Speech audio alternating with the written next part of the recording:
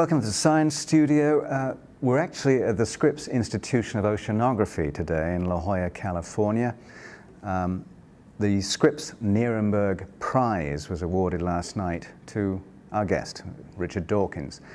Richard is a well-known evolutionary biologist, just finished as Charles Simone Professor for the Public Understanding of Science at the University of Oxford, and a well-known author, obviously, of books from The Selfish Gene through The Blind Watchmaker to The God Delusion, and his new book, which we'll talk about in a moment. But welcome, Richard. Thank you.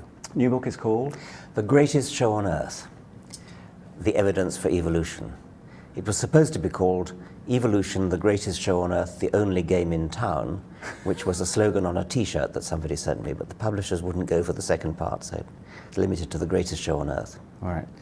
Now, I mentioned we're at Scripps. The former director of Scripps and the half of the prize name that you got, William Nuremberg, Bill Nuremberg, was also a great communicator of science. And I'm just thinking that you're in great company in winning this prize. If you look at the list of the folks who got it, I'm just checking now. It's E.O. Wilson, Ed Wilson. Pretty good list. David Attenborough,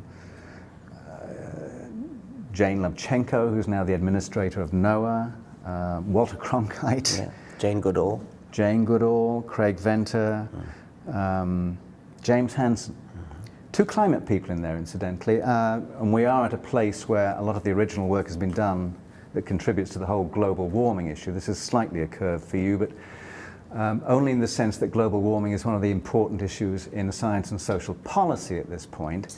And we have now an administration where the president has said that he wants to restore science to its rightful place on the US agenda, and a leader of the House who says that her agenda can be expressed in 4 words: science, science, science, and science. Can we just lead off by some comment on the whole the state of science, relationship to policy? And so on? I'm delighted that, that we now do have an administration that takes science seriously, treats science with respect, and it's about time. I mean, we've had 4 years, science has been in the wilderness for 8 years indeed.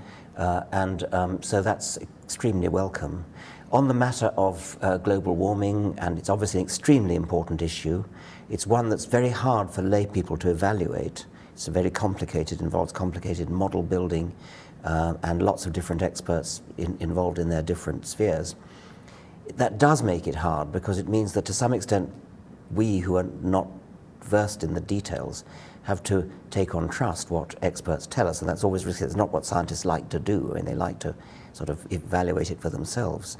But inevitably, scientists in one field have to say, well, we trust our colleagues in other fields to be getting their sums right and doing their modeling right and things. But that does make it a little bit awkward. It means that I'm not being a climatologist. I don't feel able to speak with the same authority that I could speak with in, say, evolutionary biology. Yeah, we sort of had a conversation about this a few days ago in Arizona at the Origins Initiative. This dichotomy between, on the one hand, a public that would like to have a definitive answer to things and thinks that that's what science delivers, and the reality of science. In communicating, in your job as Simone Professor, did you find that was one of the issues that you had to be constantly... Yes, it is difficult. I mean, and the way I put it is that I'm not qualified to tell you anything about physics. I'm probably qualified to interrogate a physicist and to pose interesting questions to a physicist, but I can't speak with any authority on physics. And I suppose that a layperson who doesn't know any science at all does tend to think, well, I need to get an authoritative opinion on everything. I need to know, is this true or isn't it true? And they don't take kindly. Politicians don't take kindly to being told, well, sir, it's a bit uncertain. Some people think this, some people think that. The evidence isn't yet all in. But unfortunately, that's the reality of the world. Did people make that argument to you when you got into the God business? I mean, what do you know about that? Well, they did, but I mean, I'm less impressed with that because although there is a subject called theology, which when you have professors of theology, I mean, there are some professors of theology who do interesting things like studying ancient documents, I mean, Hebrew documents and things, and others who study history of biblical lands. But theology itself, the study of God, the study of the Trinity or the transubstantiation. That seems to me not to be a subject where you can legitimately call yourself an authority. There's nothing there to be an authority on, and therefore I don't feel impressed by the argument when it's applied to me there. Yeah, let's come back to that in a moment and circle around to it. Can we just go back to, very quickly, beginnings? Your family, was there a scientific, religious background? What? Born in? My father read botany at Oxford. I read zoology at Oxford. So we had similar educational backgrounds. He was, still is, very keen on nature and wildflowers and things. Taught my sister and me the names of flowers. My mother, too, was knowledgeable about that. I suppose I therefore had a sort of scientific background, not a religious background at home, a religious background at school. I was sent to an ordinary Church of England schools and was made to go to chapel every Sunday and got confirmed and did the whole thing as a boy.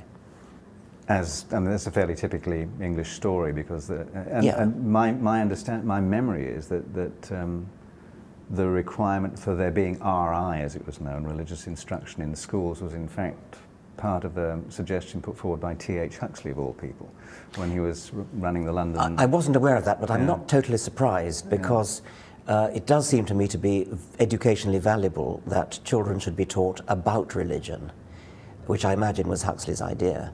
Yeah. If you teach children about religion, as opposed to teaching them a particular religion, you shouldn't teach them such and such is true about the world, about God. You should teach them there are people called Christians who believe this, and there are people called Muslims who believe that, and people called Hindus who believe the other. And the implication then is, and you can look them over and make your choice, or indeed decide to choose none of them.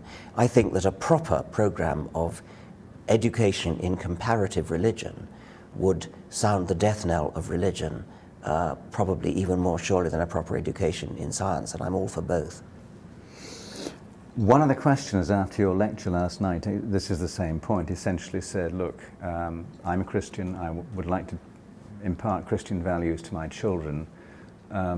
What right do you have to dictate to me that I shouldn't do that?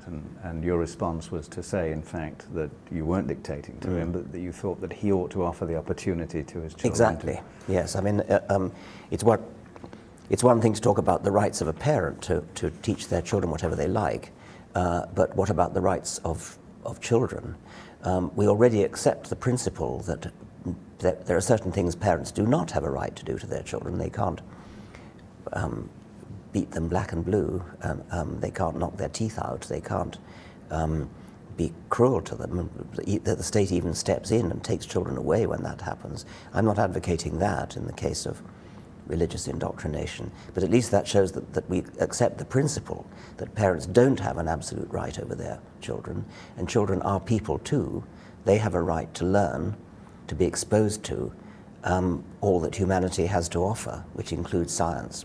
And if there are parents who deliberately deprive their children of the opportunity to learn all the wonderful things we now know about the world, then that is a serious deprivation. I think that's a form of child abuse. And I'm not necessarily advocating that the state should step in and force the parents to educate them properly, but it's certainly worth thinking about. Going back to your childhood, you actually grew up in Kenya? Well, no, I was there for 2 years and then moved to... Growing up. No, that's right, and then moved to Malawi, which was where that was then Nyasaland, which was where my father's career was. And so that I do remember, and have been back there. That's just sort of further down, and it's a similar country, but rather poorer, rather well populated. Well, let me check something with you, because one reads the background, the stories can often be wrong. It sounds as though there was already your father's influence would possibly send you in the scientific direction. You're growing up in an interesting area, naturalistically. But I read that, in fact, you weren't particularly interested as a boy in the naturalist side. Well, that's true. I mean, when I was at, when I look at my fellow students who reading zoology, if you ask them how most of them got into it, many of them would have been bird watchers or bug hunters or butterfly collectors or wildflower Kind pressers. of Darwin and Wallace types. Yes, Darwin and Wallace types. Compared with them, I was more interested in the sort of questions of existence, the contributions that biology can make to, I suppose, philosophy. It's not that I was positively anti-natural history. I just wasn't quite so. I'm not a good natural historian, but I'm probably, you know, a bit above average. But I'm far below the average of professional zoologists, who are nearly all better naturalists than I am. So this intrigues me, because you were interested in the why questions, which, as your lecture last night, you were basically saying, look, we do the how stuff very well. The why stuff, that's No, I think we do the tricky. why stuff pretty well. At least, if anybody does the why questions, we do. I mean, I think my main point would be why questions are either illegitimate questions, like what is the color of jealousy? That's an illegitimate question. To the extent that why questions have an answer at all, science is going to be the subject that finds them. And certainly theology isn't. I mean, there aren't any rivals to answer why questions. Was there some pivotal point that made you decide to go and actually do science at university? Was there a teacher? I suppose at the age of about 15 or 16, in the school system which I think you were in, you had to make a choice. You couldn't both do science and do, say, history. I more or less drifted into biology.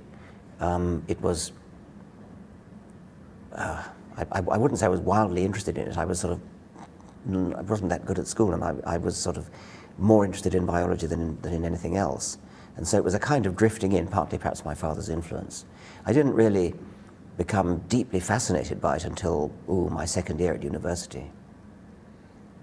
And there was something that...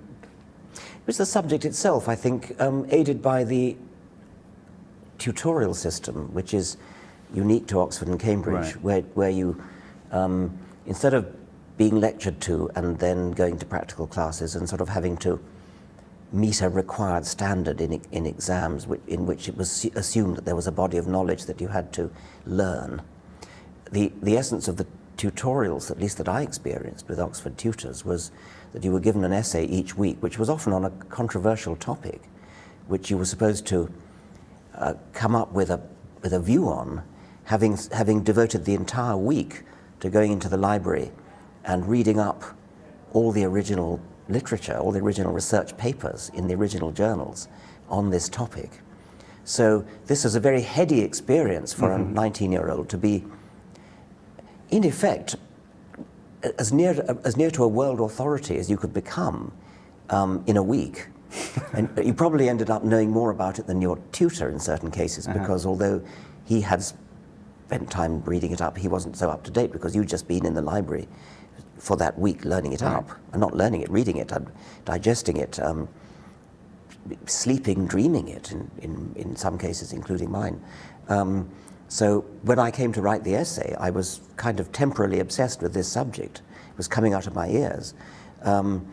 That's a very unusual experience. It's totally different from the experience of a student who says, oh, I'm taking biology 213 or whatever it is, and I'm taking genetics, and so I'm learning the requirement to pass the exam in genetics. It wasn't like that at all. It was write an essay on the controversy between Fisher and Wright on genetic drift, and so you would read the original papers and evaluate it as a scholar. I found, don't want to sound like we're complaining about the difficulties of the modern system, but I have found in talking to classes of students recently that one of the things that seems to be missing enormously is history of science. Yes. So there's no context for what they're doing. Is that sort of the point you're making as well? Not quite. I mean, that would be another way of making the same point, I think. But it's a different point. I'm not one who thinks that for every question you need to go back to the Greeks and start with Aristotle and things. I find that nothing wrong with that, but it usually doesn't help you very much. Right. So there's a big turning point. You go to Berkeley at some point, right? You graduate from Oxford. At some point you go to Berkeley. I went to Berkeley as a very young assistant professor at the age of about 26. And this was my first job. It was very exciting, totally new place. I mean, you know, something like where we are now. Yeah. And intellectually exciting, politically exciting. It was a very tempestuous time in American politics. This was the Lyndon Johnson years. This was the Vietnam War protest years, and Berkeley was in the thick of it. And so it was an interesting time. And I only stayed there 2 years, and then was, I suppose, lured back to Oxford by a wonderful offer I couldn't refuse. Hmm. How does the selfish gene is really the thing you're associated with a great deal, although I think you prefer the book that followed it, The Extended Phenotype. But Selfish Gene came out in 1976. Yes. What was the stimulus for that? Where did you get the idea? What was going on? My own research wasn't on evolution, but much of my preoccupation as an undergraduate writing essays had been on evolution, and I never lost that interest.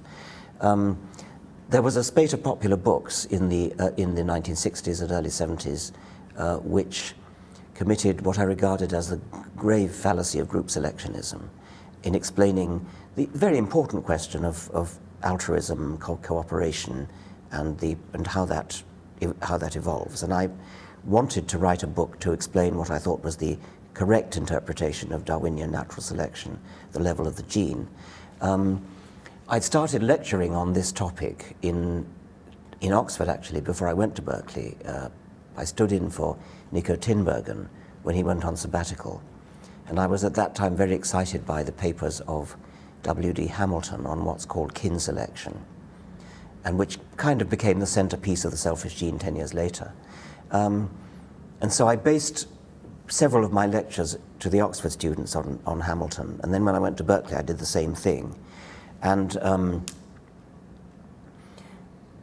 then went back to Oxford and carried on with my research, which was nothing to do with any of this. Then there was a power strike. There was a thing called the 3-day week, which was under in the time of Grocer Heath's prime ministership. Prime Minister Edward Heath. Yes, right. That's right.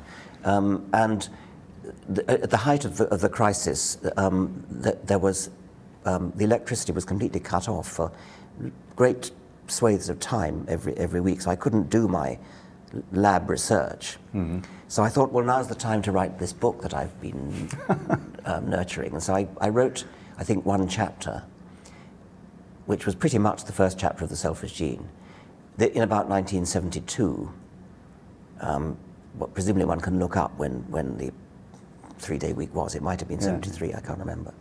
And then the strike was over and the electricity came back on, and so I dropped it and just put it away in a drawer. And then I got a sabbatical leave in 1975, specifically to finish the book.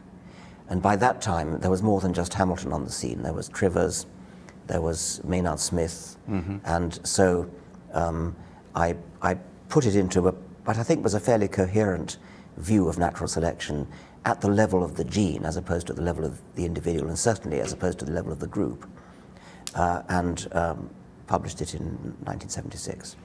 Okay, there's a full circle here, and obviously it's getting into too much depth would be difficult. But I remember Bob Trivers, who I think wrote the introduction, the foreword to The Selfish Gene, talking to Bob about how he went through this kind of a transformation himself, sitting there trying to figure out whether kin selection, a la Hamilton, or group selection, Vera Wynne-Edwards' version of things, was the more accurate, and going back and forth, finally having a sort of a revelatory experience and deciding that he was going to go with the kin selection idea.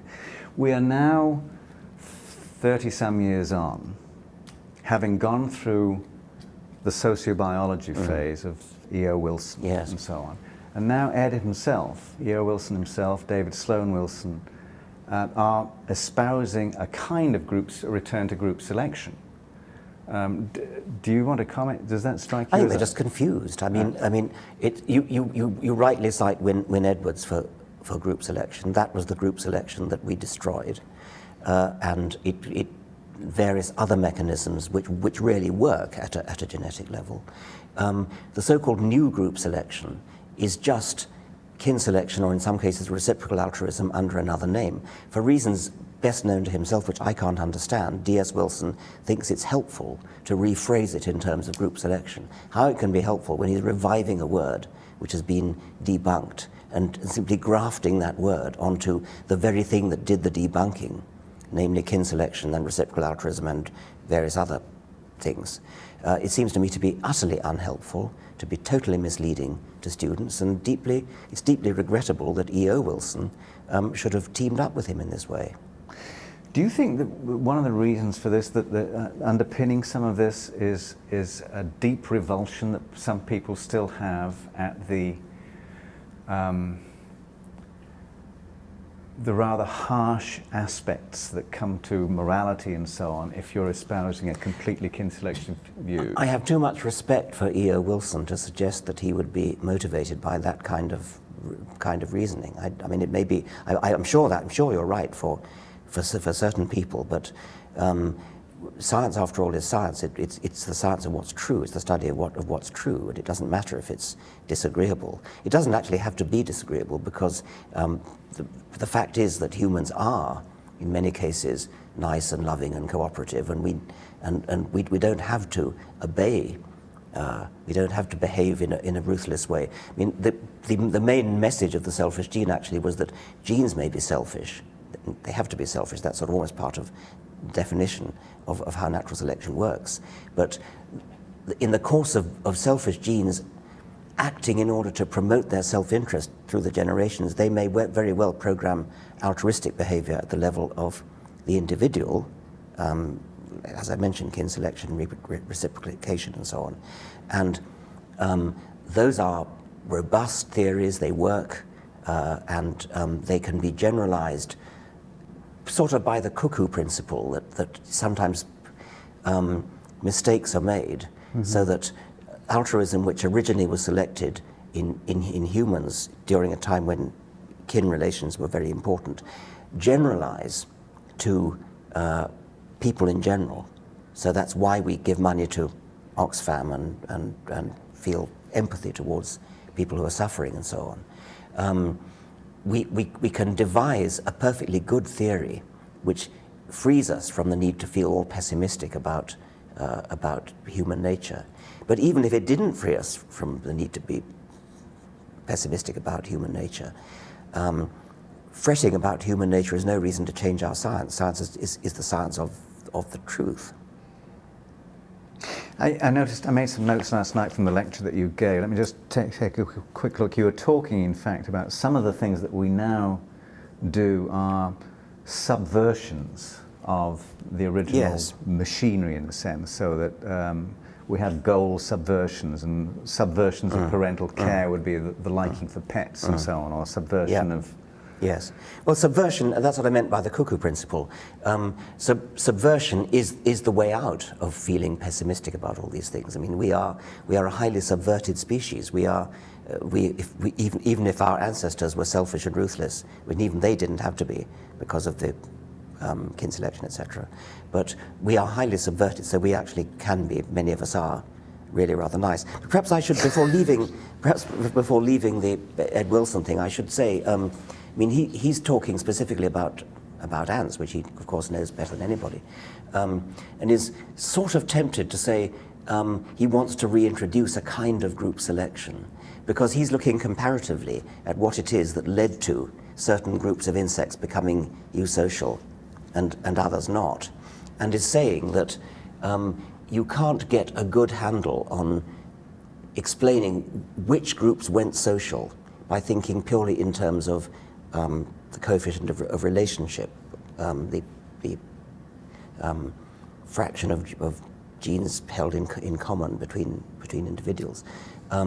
Therefore, he's looking for other things. I have no problem with that whatever. I mean, that's still covered by Hamilton's rule, because Hamilton's rule says that a gene will spread if RB is greater than C, if the benefit devalued by the coefficient of relationship is greater than the cost.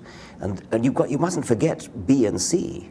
And of course, B and C are very important. Benefit and cost, these are economic variables which are very important, interacting with coefficient of relationship. But you can't get away from it when you're trying to explain, as Darwin did, things like how can worker adaptations in ants, the huge jaws of soldiers, or the flat front of the heads of trapdoor ants, I mean, these are worker characteristics which are not present in reproductives, and yet they're passed on from generation to generation, even though the individuals that manifest these qualities are all sterile. The only way to explain that is the way Darwin explained it, and it is indeed kin selection. Darwin didn't say that, but it's the same genes express themselves differently in different individuals.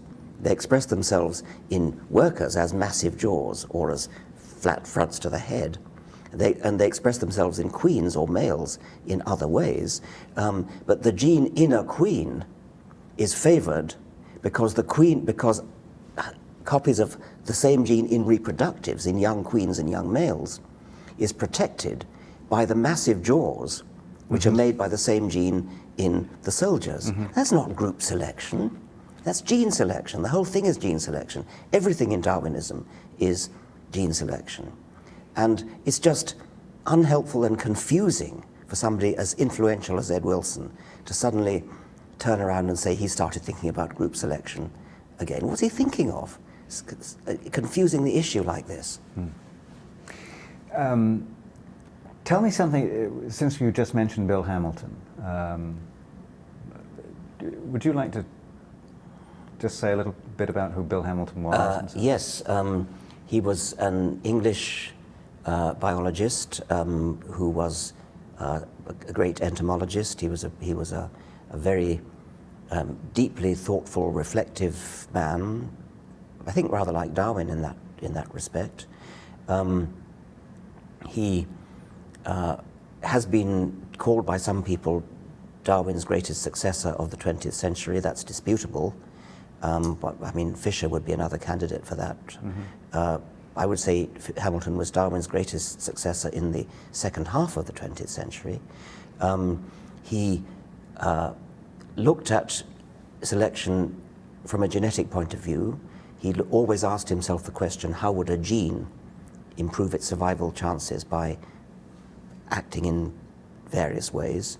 And he pretty much laid out the whole theory of kin selection, but lots of other things as well. I mean, he made major contributions to the theory of sex ratios, to the introduction of game theory into evolutionary biology, into the theory of evolution of sex, why we have sex, sexual selection.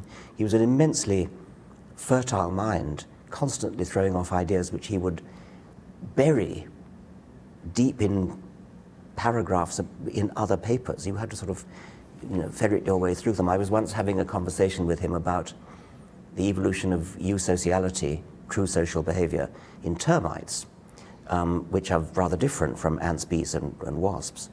And he was praising the theory of, I forget the name, I'll just say X's theory of the evolution of termites.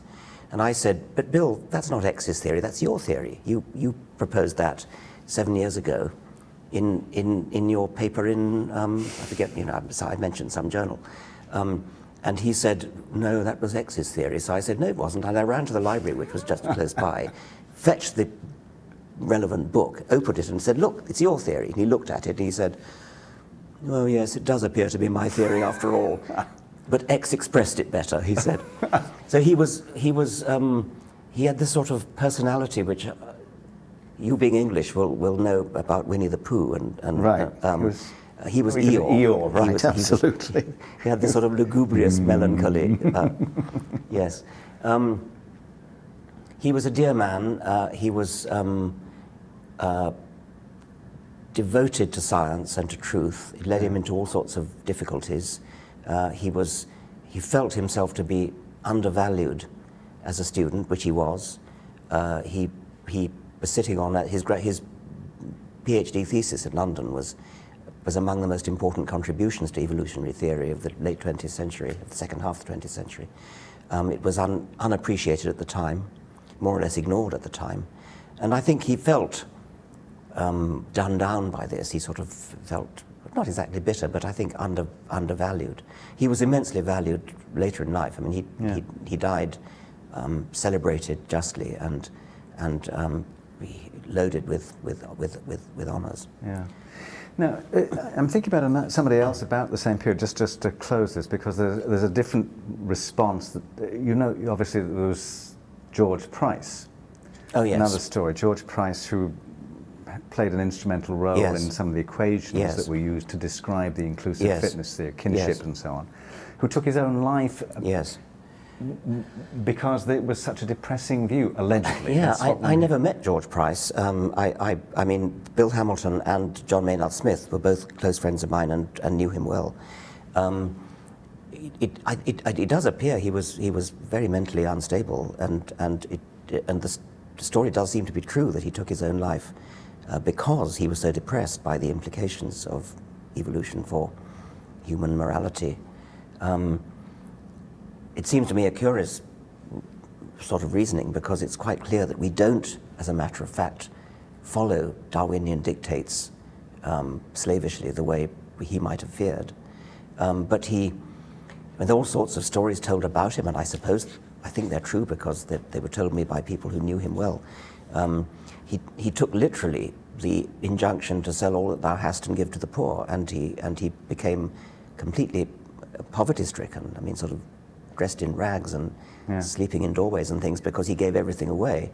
And Maynard Smith's story is that when they wrote what actually was, I think, the first paper on game theory as an explanation for less than all-out aggression, the game theory explanation for moderated combat, they had a model which was called hawks and doves. Well, actually, there were other things: hawks, doves, bullies, other things. But during the course of developing this paper, Price became so fanatically religious that he wouldn't use the word dove because he thought it was a sin against the Holy Ghost. And so, in that first paper, dove was actually changed to mouse. It was hawk and mouse. Wow. Later, Maynard Smith restored it to dove, and that's the way we now know it. It's become known throughout the literature as hawks and doves. Yeah. How do you explain this thing? I noticed that, I mean, interviews that have been done with you, many of them, but they have a common thread. Yeah. And I've known you for a while, so it's I'm just curious to know how you respond to this. I mean, here's one. I feel uneasy approaching Richard Dawkins' house in Oxford. The strange thing about reading his latest book, this was The Devil's Chaplain particularly, is that I agree with virtually everything he says, but find myself wanting to smack him for his intolerance. Well, I'm not the best person to... I mean, I think there's a difference between arguing robustly against somebody and being intolerant of them. I mean, I guess intolerance is refusing to listen or not bothering to argue because you just sort of simply think they're beyond the pale. I suppose I occasionally do that, but who doesn't when you're faced with some of the provocation which one occasionally gets? Yeah. But if somebody is honestly interested in working together to get at the truth, if they're ignorant, and we're all ignorant of something, I mean, you know, we're ignorant of most things, I'm very, very happy to have a discussion with anybody, which I hope is amicable. I think if they're, if I feel that somebody is wantonly and deliberately deceiving because they've got some sort of agenda, I might be intolerant of that. You know, Maynard Smith, whom I greatly admire, who was extremely good with students, with anybody who genuinely wanted to know. I've seen him go red with anger at a creationist who he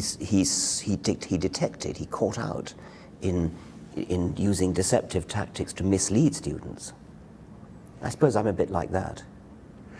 I mean, don't you sort of get up to here at some point with, and why do you keep on talking to these folks? Because I don't usually talk to them. I talk to people who genuinely want to know, who genuinely want to discuss and discover. And I mean, last night at the Nuremberg lecture, as it's quite unusual actually, a gang turned up. I mean, a clique. They filed in single file with Bibles under their arms, all sat in a row, and then when it came for question time and people were asked to queue up behind a microphone, they just all, one after another, I mean, they completely monopolized the microphone. That was unusual, and I usually try to answer robustly, but I hope courteously. I think I did lose it once last night when the Hitler-Stalin question came up, which I've just had so many times. It's such a stupid question, and yet over and over and over again they trot it out. Oh, the false... I mean, so, you know, Hitler and Stalin did their terrible deeds in the name of secular humanism. Yeah. I mean... Because they were atheists. Yeah, well, Stalin was, Hitler probably wasn't, but anyway, it's irrelevant. They didn't do it in the name of secular humanism, and there is no possibility of doing it in the name of secular humanism. Why would you? I mean, how could you logically derive violence and killing from secular humanism? You easily could derive it from Nazism, which Hitler did, or indeed from certain religions, as we know only too well today. Mm. The campaign on the English buses, could you speak? It's a bit of a joke. I mean, it was started by a young woman called Ariane Shereen, who was provoked by pro-religious bus advertisements. I think they said something like, if you don't believe in Jesus, you'll go to hell, or something like that. And so she wanted to run a counter-campaign, which was much gentler than that. Her campaign said, there's probably no God. Now, something like stop fretting and enjoy your life, or something like that. Mm-hmm. So she put a piece, I think it was on the Guardian website, appealing for money to pay for a campaign of advertisements on buses. And she knew she needed £5,500 to get 30 buses for 1 month. And she actually got, I think, £100,000 in 2 days, almost all from small subscriptions. Before I knew about all these small subscriptions coming in, I agreed with her that I would put up a matching grant of £5,500, which would mean that if everybody matched, if it was matched, we get £11,000. And in the event I needn't have bothered, I mean, the money just poured in. Mm-hmm. £10 here, £5 there, £15 there. It was a spectacular success, a genuinely popular movement. I'm now rather regretting I made my matching offer because it wasn't necessary. And it's not that I begrudge the money, it's just that I'd have liked to be able to say this was a purely grassroots campaign, which it almost all was. Yeah.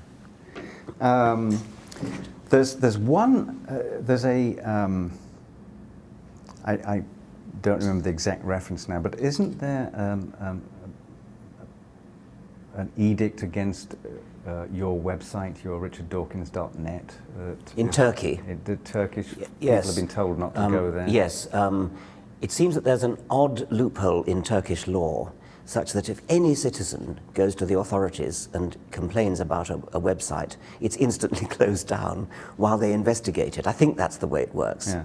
You'd think they leave it open while they investigate it, so it was achieved by this really dreadful man, Harun Yahya, whose real name is Adnan Oktar. He looks like a sort of James Bond villain. I mean, you look him up on Google Image, and you see this extraordinary figure on a yacht with a sort of glass of champagne or something, maybe teetotal, I don't know, with a white suit and looking just like the sort of villain of a James Bond film. I think he's in and out of prison all the time.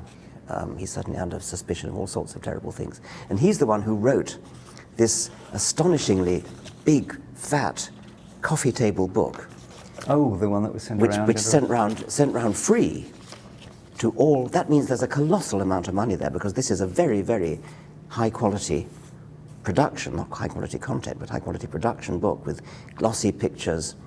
At least, I don't suppose he's paid any copyright fees for any of those pictures. I mean, there's no acknowledgement of any copyright. I imagine they've all been just ripped off. But it is a very expensive book to produce. It's been sent around free. It's full of elementary zoological howlers. I mean, the theme, every page of the book has a fossil, and then it has a modern animal. And the fossil might be 200 million years old, then there's a modern animal, and the message is, see, they're just the same. So evolution hasn't happened. In a few cases, they are just the same, but which means that, you know, evolution does sometimes slow down. I mean, there are living fossils. But there are other cases where they're nothing like each other. I mean, there's a case where the fossil is a crinoid, a sea lily, and a echinoderm, a sort of stalked sea urchin. And the modern animal that's pictured very clearly beside it is not an echinoderm at all. It's a sabellid worm. It's a tube-dwelling annelid worm. You couldn't get more different if you tried and still remain an animal. I mean, these are different major subkingdoms of the animal kingdom. There's another one which has a fossil eel, and then the modern so-called eel, which is it's a snake. It's a water snake. It's this common water snake you see if you dive almost anywhere in the tropics. The one with stripes across. Mm-hmm. But the champion one of all is that there's a caddis fly in amber as the fossil, and the modern so-called caddis is not an insect at all. It's a fishing fly, an artificial fishing fly with a hook sticking out of its backside. That's actually been removed from the latest edition of the book, because he must have been so embarrassed by it. And he's now trying to pretend it was never there. But there it is, and there are numerous other such howlers. Okay, so one question would be, why don't the four horsemen of the apocalypse, so-called, that's you, Sam Harris, Chris Hitchens, Dan Dennett. Yeah. Why not just sort of say, this is so silly, and just let it go?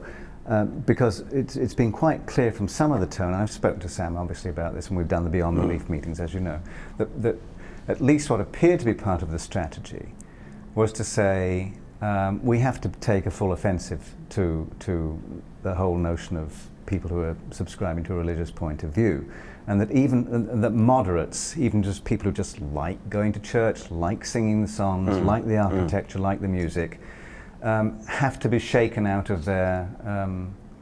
Well, yes. Strategy is an optimistic word to use. I mean, there was no strategy as far as I'm aware. We certainly never discussed anything, and I don't really think I had a strategy. One can sort of, with hindsight, invent what might have been a strategy, and it's not a bad one when you think about it. I mean, being nice hasn't worked for decades. Right. And independently, without any collusion, Christopher Hitchens, Sam Harris, Dan Dennett, and I, in our different ways, came out rather more, well, Dan actually was rather more gentle, I think, than the other three of us. And I think that we probably have had an influence which our nice predecessors manifestly failed to do.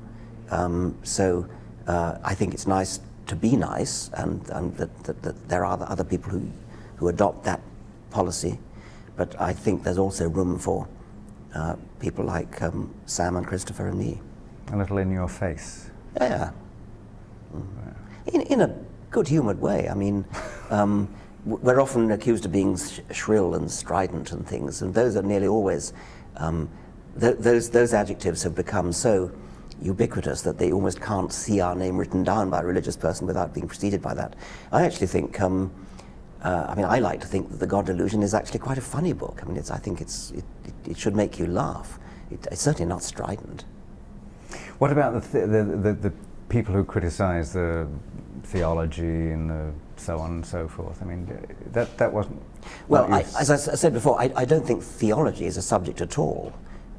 So, I mean, one should no more be criticized for neglecting theology than one should be criticized for neglecting fairyology when you say you don't believe in fairies, or for neglecting astrology when you want to say that you're an astronomer and you don't take astrology seriously. You don't actually need to learn up the niceties of the study of fairies in order to say you don't believe in them. If somebody wants to believe in fairies, the onus is on them to produce some evidence that they exist, and the same goes for God. Okay, so what's your current position then for the? I mean, today happens to be first day of Passover. Next week it's going to be Easter Sunday. There's going to be droves of people engaged in what you would say is a non-subject, essentially. Well, I mean, you yourself said there are people who enjoy singing the songs and enjoy ritual and things, and I've no problem with that. Yeah, this is a nice book that you probably know, Angels and Ages by Adam Gopnik, which is a sort of his Darwin and Lincoln book, and he has some. It's a wonderful book about Darwin as well, but he also makes the point, and I'm just using him as an example. Even if we mean by religion what most people have actually meant by it since the beginning of time, an encompassing practice of irrational rituals that can't be justified, only experienced and given order and continuity to life, then of course religion is compatible with Darwinism.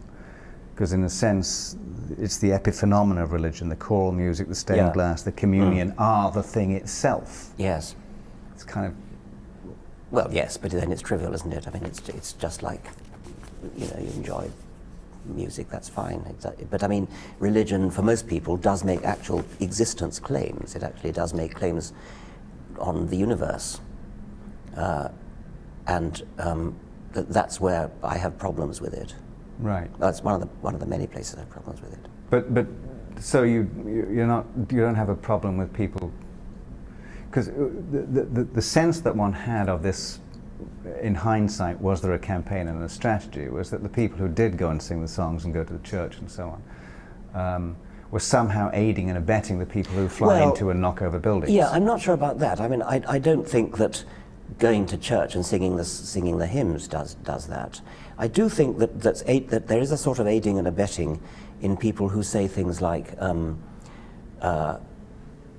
if you have faith, then you can be justified in playing out that faith. I mean, somehow treating the idea that faith is a virtue. There is no virtue in believing in something because of private revelation, or because of tradition, or because some authority figure tells you, or because you just simply have faith in it, because you've been brought up with it, say. That's not a good reason to believe anything. And if you teach children that is a good reason to believe something, then you are aiding and abetting, because then if they believe on faith grounds, on revelation grounds, that it's the right thing to do to be a suicide bomber or something, we don't have an argument against them. They can simply say, oh, that's my faith, you can't touch that, you can't argue against it. I don't have to justify it, faith is enough. I think there is an aiding and abetting element there from those people who are themselves moderate, but who preach the idea that faith is a good reason to believe something. So what do you do? I mean, with the people who were there last night, for example, I mean, you could certainly argue with the person who said, I'm bringing my children up as Christians and so on and so forth, but...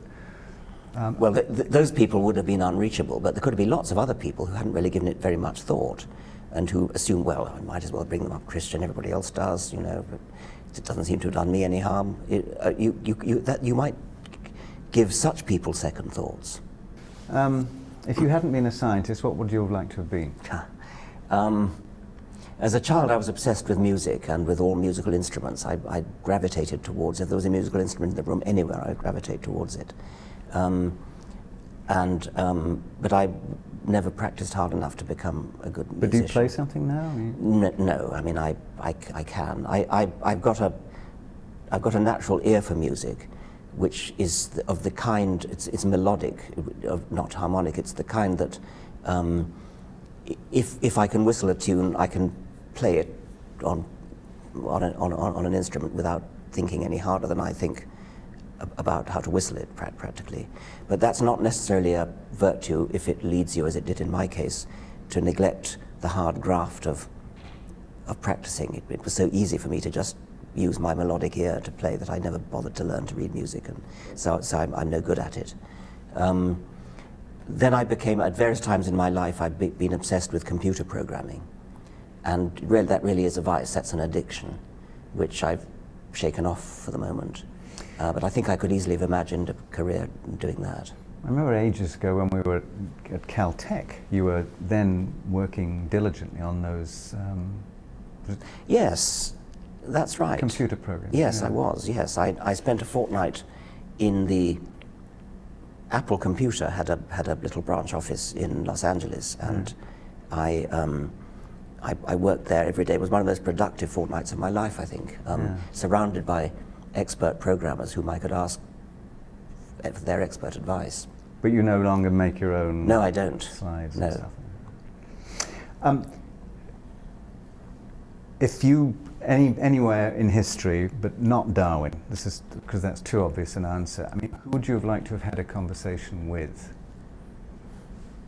And you can say Darwin if you wish. Well, I'd be quite curious to have a conversation with Jesus, actually. It would be very interesting to hear what really happened. But I expect he'd have just have been a fairly ordinary, sort of contemporary equivalent of a hippie. It probably wouldn't have actually got much out of him. I don't know. I haven't read the book yet because it's not actually out, but Robert Wright, of course, who wrote The Moral Animal and then Non-Zero, has a book coming out called The Evolution of God. Yes. And there was an excerpt in the Atlantic, and it deals a lot with Paul and Paul's Yes. Globalization Yes. efforts. I mean, you know this argument and so on? I haven't read the book, no. No. You do say when's it coming out? I think June, a couple of Yes, months okay. from now. So. Do you have the sense that it was an enterprise? That Paul, is, yes. Yeah. I mean, I've always understood that Christianity is pretty much Paul's invention. I had an ancient history colleague in New College, a very distinguished ancient historian, whose lifelong quest it was to discover who was the greatest shit of all time, Plato or St. Paul, and he could never decide the answer. What would be the argument against St. Paul? I don't know. That Plato was even worse, I suppose. I don't know. So, the current global situation financially.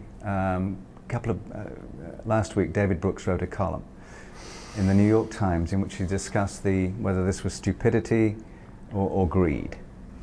And both of these things are approachable from a neuroeconomics perspective. In other words, you can start looking at these from a more scientific perspective, and you could even bring in some cooperation, trust issues, and so on and so forth. So a lot of these things can be addressed with some of the science that's beginning to be developed. Do you think that will ever happen in terms of the way in which societies are held together currently by religious forces? I do feel very diffident about venturing into a field so far from my own. Might surprise some people. I actually am not arrogant enough to venture an opinion on economics, certainly not on the current economic crisis, whether it's greed or stupidity. I haven't any idea. Right. On the more general question of whether a scientific approach to economic decision-making it would be valuable, I can't believe it wouldn't be. I mean, I can't imagine that it would ever do any harm to try to investigate such things scientifically. But it's way beyond my expertise.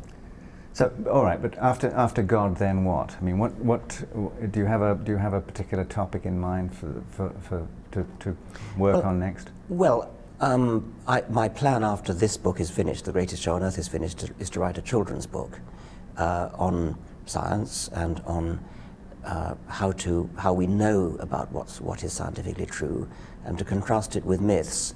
My idea is to contrast a mythological view of each question in turn. You know, what is man? What is the sun? How old is the earth? Yeah. It's who was the first person, and so on.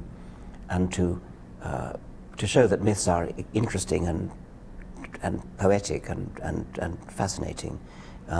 To sort of lose the Judeo-Christian myth in the middle of a lot of other myths, so that to show there's nothing special about it, and then to come on to the scientific answer.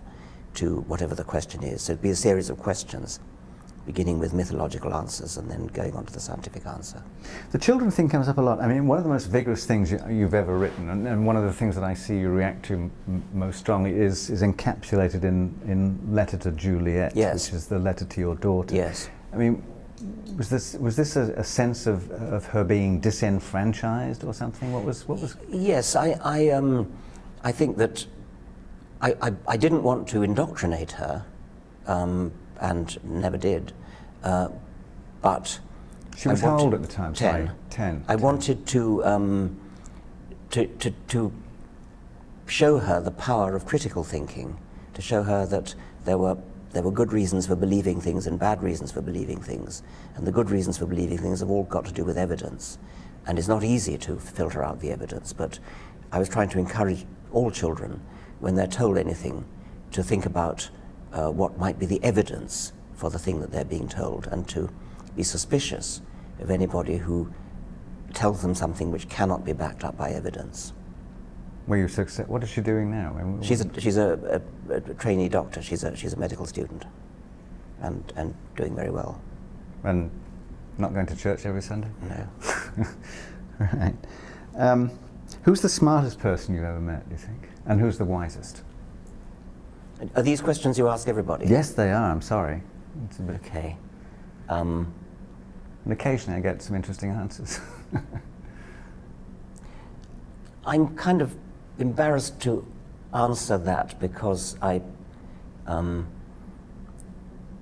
sort of feel it would be unwise of me to when all the people that I've met, I mean, I've met close colleagues that I've known for years and talked to on a daily basis for some periods of my life, who I might think of as the smartest person I've ever met. But then I've also met, Nobel Prize winners for 5 minutes, and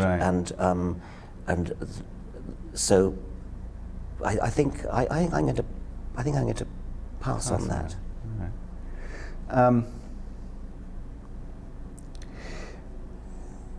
Are you surprised that there's still this enormously vigorous response from people about the God delusion? I mean, well, there are responses, positive and negative. Right. But I mean, it's been the biggest seller of your books, right? I mean, yes. The Selfish Gene has had 30 years to sell in, and still sells very well every year. So it's possible the total sales are greater. In fact, I think they probably are. But it's certainly the fastest selling of my books, yes. The God Delusion is. I